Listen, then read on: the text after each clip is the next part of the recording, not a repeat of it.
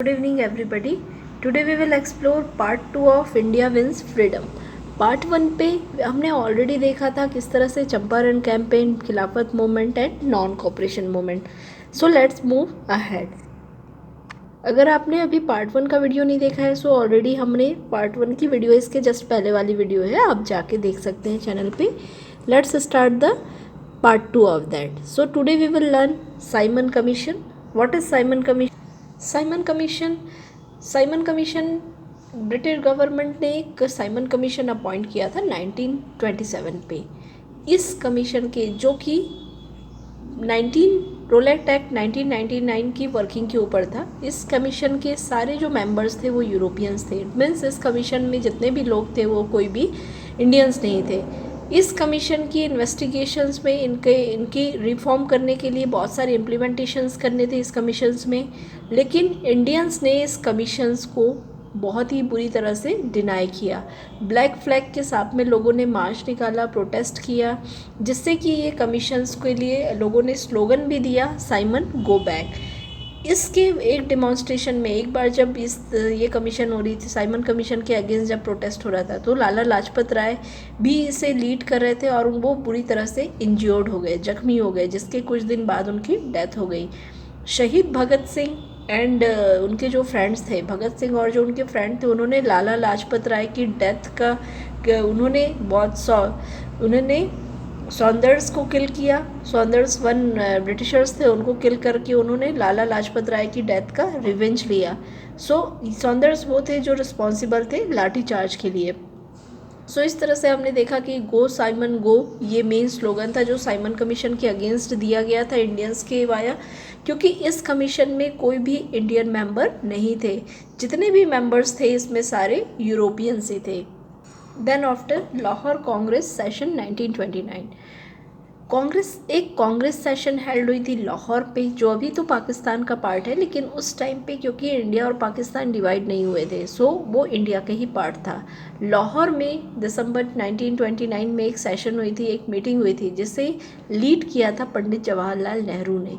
और इसमें उन्होंने एक रिजोल्यूशन लिया. यहाँ पे जो लोग थे, मीटिंग का पर्पस ये था, फ्रीडम के लिए था, और लोगों ने यहाँ पे प्लेज लिया, यहाँ पे शपथ लिया कि वो किसी भी तरीके से पूर्ण Swaraj means complete independence means उन्होंने यहाँ पे ये डिस्कस किया कि हमें पूरी तरह से इंडिया को फ्री कराना है, 100% फ्री कराना है, पूर्ण स्वराज हमें चाहिए. इस तरह से जो पंडित जवाहरलाल नेहरू थे उन्होंने लीड करके यहाँ पे मीटिंग ली थी.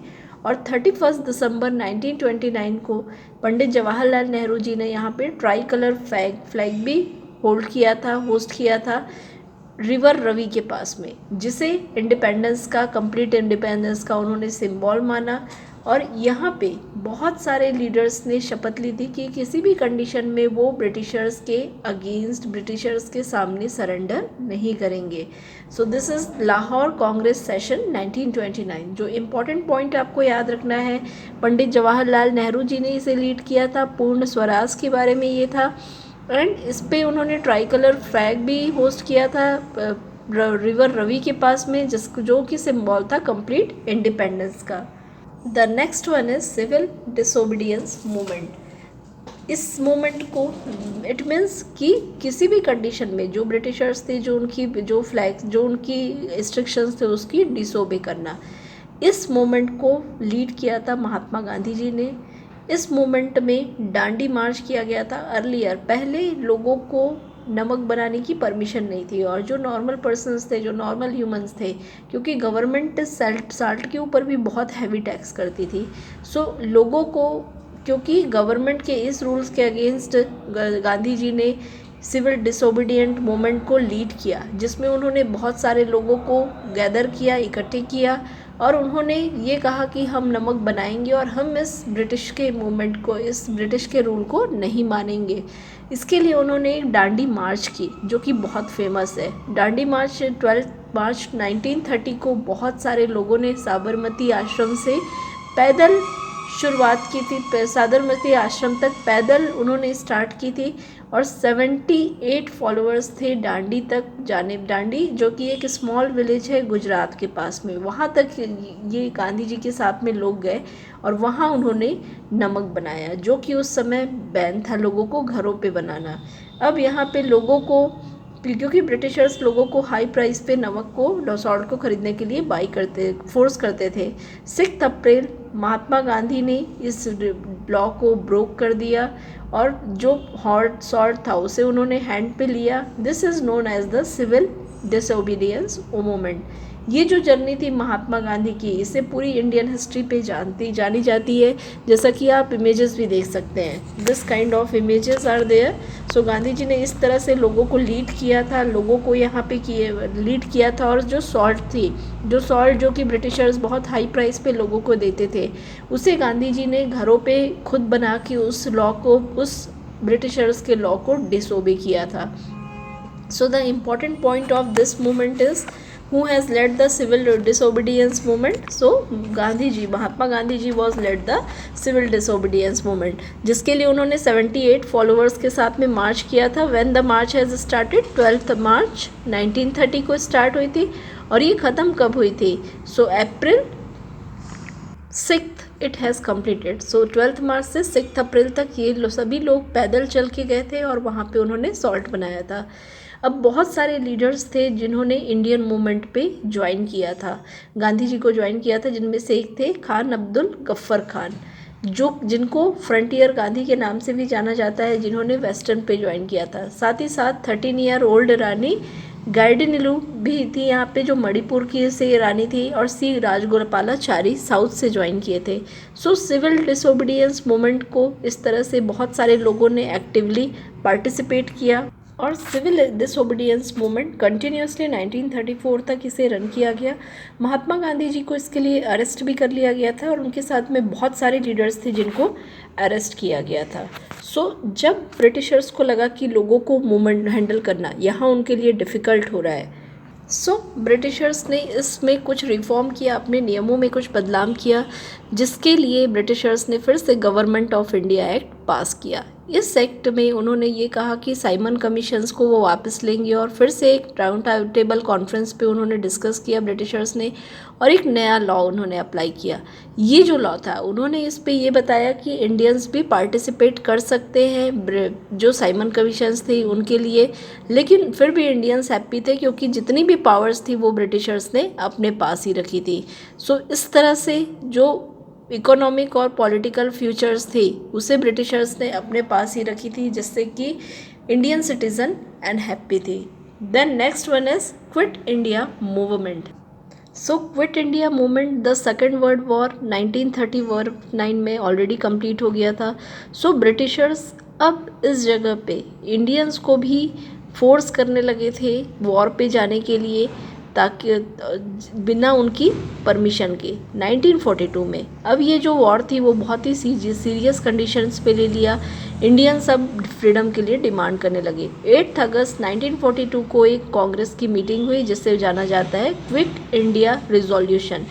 ये जो रिजोल्यूशन थी इसे महात्मा गांधी के लीडरशिप पे की गई थी। क्विट इंडिया मीन्स भारत छोड़ो। इस पे अब महात्मा गांधी जी ने ये कहा कि ब्रिटिशर्स को वो क्विट इंडिया मूवमेंट के लिए फोर्स करेंगे। क्विट इंडिया मीन्स भारत छोड़ दो, पूरी तरह से हमें आज़ादी चाहिए। और इसके लिए महात्मा गांधी जी ने जो स्लोगन दिया था वो है डू और die. Mahatma he has told, उन्होंने सारे देशवासियों को कहा कि करो या मरो, डू और डाई। 9 अगस्त 1942 को उन्होंने ये स्लोगन दिया था। अब ये बाकी सारे जो लीडर्स थे, महात्मा गांधी, पंडित जवाहरलाल नेहरू, सरदार वल्लभ भाई पटेल, ये सारे लीडर्स ने इनमें बहुत ही एक्टिवली पार्टिसिपेट किया था। और साथ ही साथ उन्होंने एक जगह इस्टेब्लिश की थी, पैरेलल गवर्नमेंट उन्होंने बना ली थी, जिसे बलिया और सतारा महाराष्ट्र पे इन्होंने इस्टेब्लिश किया था।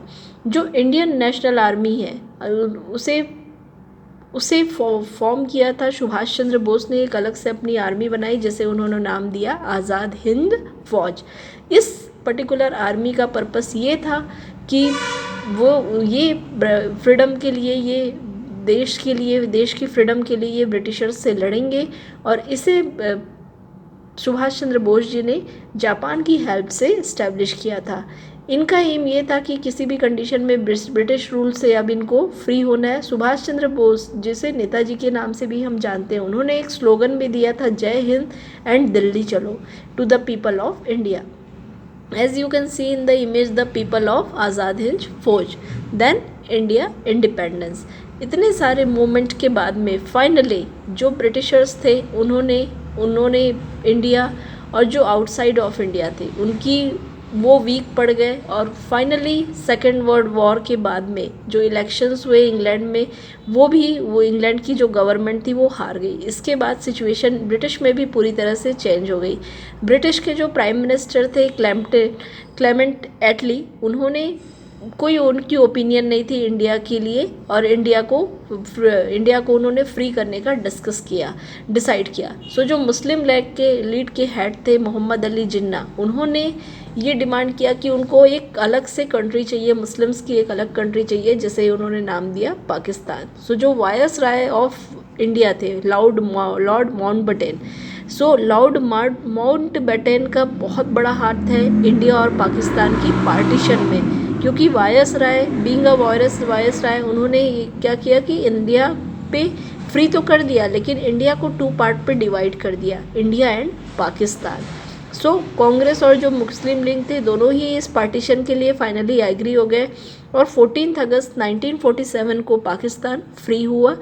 जिस जगह पे मुस्लिम कम्युनिटीज़ के साथ पे उन्होंने इस्टेब्लिश किया, इसे हम पाकिस्तान के नाम से जानते हैं। एंड 15 अगस्त 1947 को इंडिया फ्री हुआ।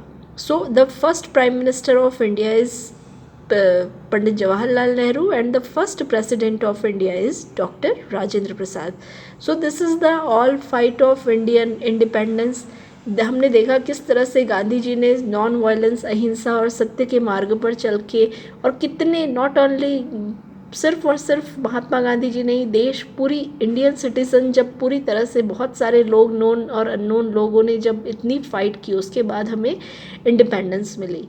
This we have completed all this chapter. If you have any doubt, any query, please write us on comment. Definitely we will solve it.